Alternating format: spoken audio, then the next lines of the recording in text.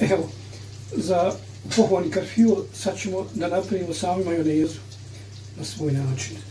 Evo, mi smo 2 jajeta, naravno bio. Evo. Stavit ćemo limuna, limunovog soka, jedan limun.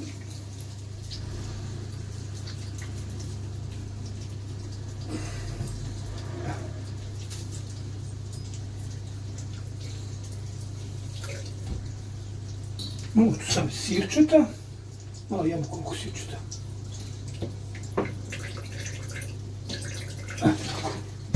Malo soli.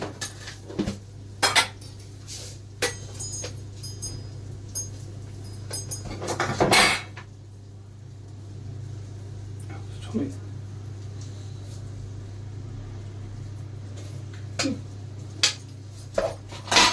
Malo senfa.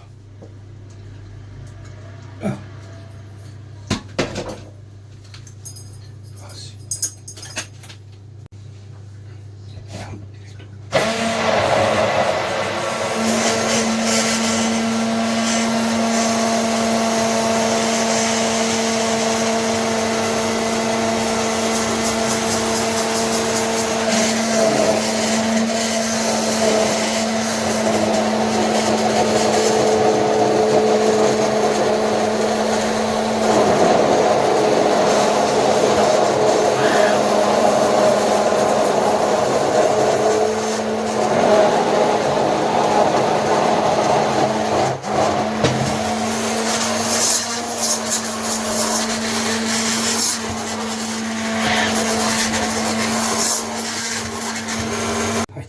Evo, znači, pošto sam napravio majonezu, evo pokazat ću je, vidi što je lijepa, sa olivinim uljem,